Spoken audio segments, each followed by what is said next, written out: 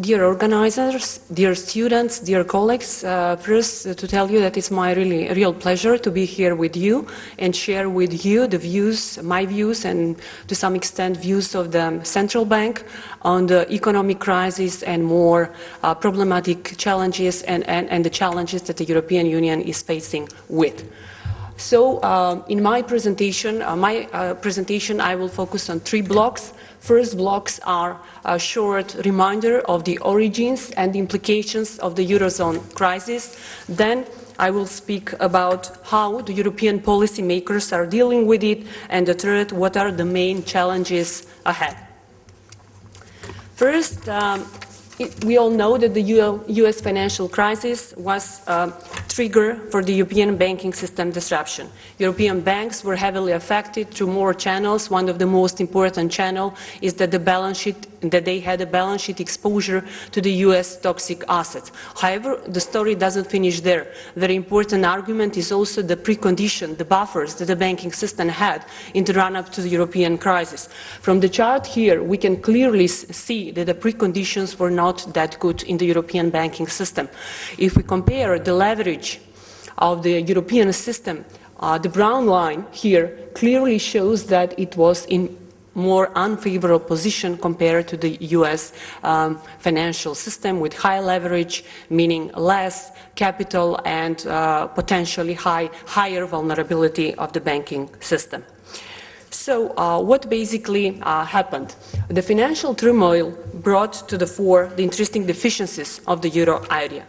The process of financial integration, which was happening within the European Union, suddenly changed, and then instead of seeing process of financial integration, we started seeing the process of financial fragmentation. That is sharp reversals of the capital flows in the periphery going back to the core.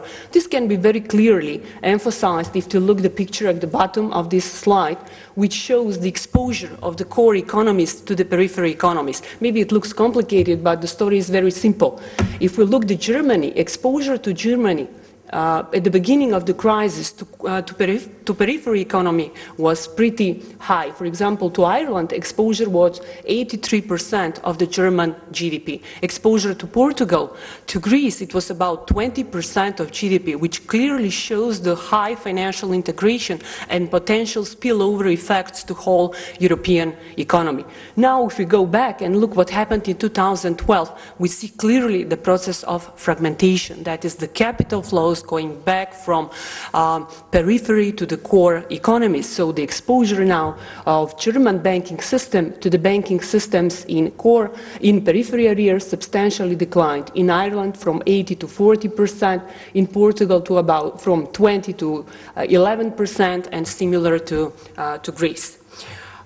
This basically meant that the risk premium of the periphery increased substantially, the growth interest rate differential turned sharply, and the risk of insolvency became a reality. So the banking system in the euro area faced funding cost. And of course, naturally, as a consequence of this, we started seeing that the leverage as well as renationalization in some of the economies. Resulting halt, banking crisis in a nutshell paralyzed the real economy. Resulting halt in the credit flows, which was the key source for financing the corporate sector, contributed to substantial contraction of the economic activity and rise in the unemployment. Credit, I would like here to emphasize that the banking system for the European economy as a whole plays a crucial role because it's one of the main sources for external financing of the corporation, which is different from the US system where basically the financial markets, overall securities market, play a dominant role. Financial and economic crisis consequently led to sovereign debt crisis. What happened? Financial assistance for supporting the banking systems, automatic stabilizers which were at play, also discretionary fiscal policies in many economies to alleviate the pressure of the global financial crisis contributed to substantial increase of the government deficit and level of the public debt across the euro area.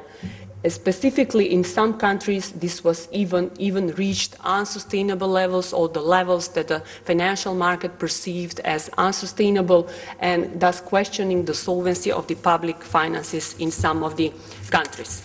So we saw what was basically the trigger and how involved, but one very important aspect is the pre-crisis fundamentals, because they are one of the most important factors that shape the severity of the impact, that is the intensity of the consequences with which the economies faced.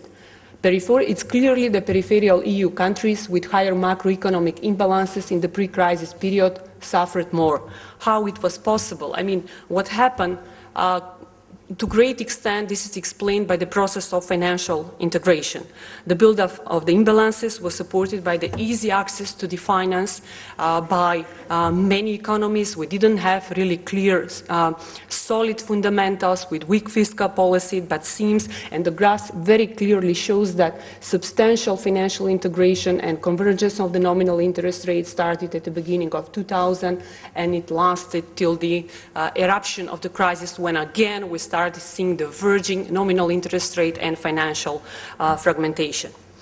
Financial pre-crisis fundamentals were especially weak in the economies where enjoyed high capital inflow, and especially in that economies that these high capital inflows were channeled into non-productive sectors, leading to consumption-led growth. Consumption-led growth, to simplify, means that the growth that is based on the consumption, not on the productivity growth, and to a great deal it results in rising current account deficit because import is increasing and export is not and the adjustment of the export is not taking place. And overall it resulted in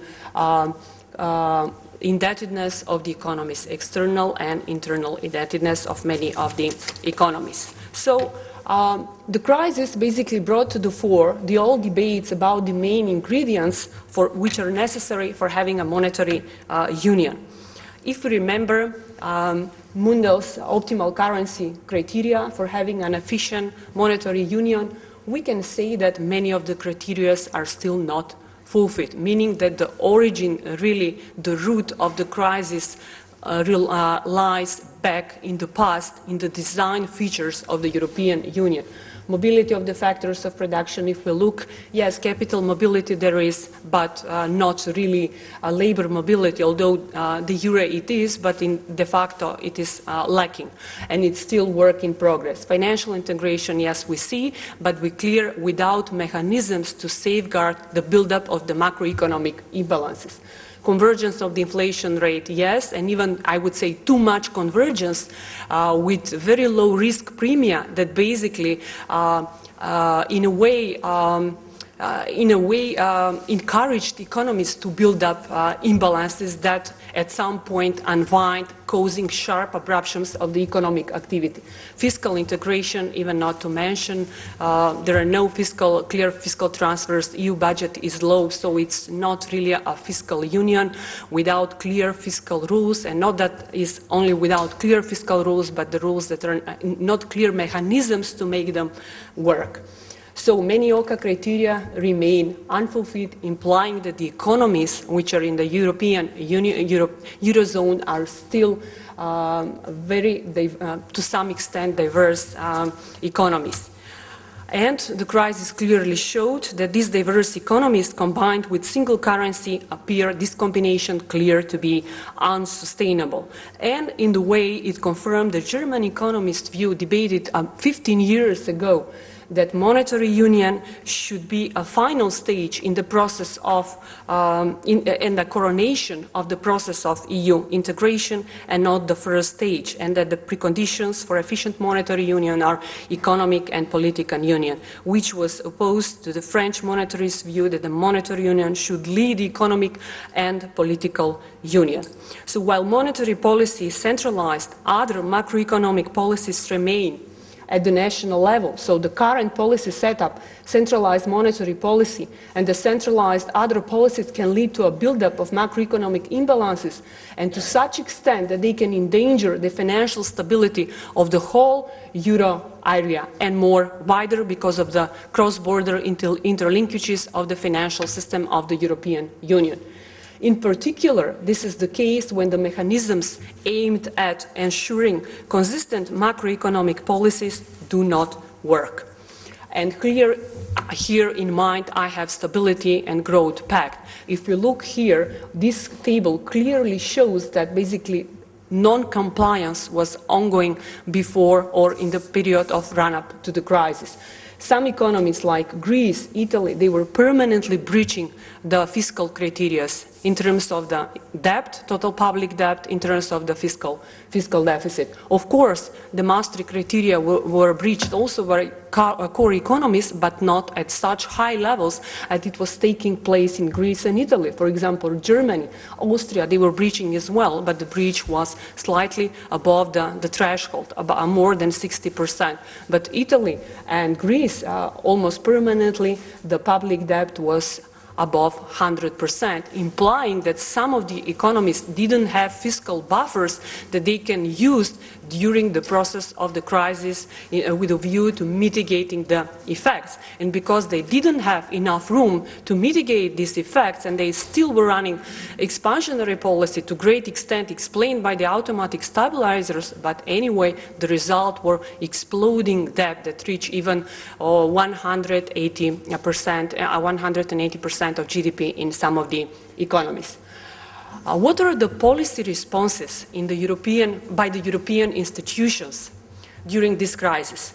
I can say in general there were two types of policy responses. First, policy responses aimed at putting off the fire, meaning purpose was short-term to stabilize the market, stabilize the expectations. And the second group of measures was measures, or I would say reforms, aimed at correcting the failure designs of the European Union.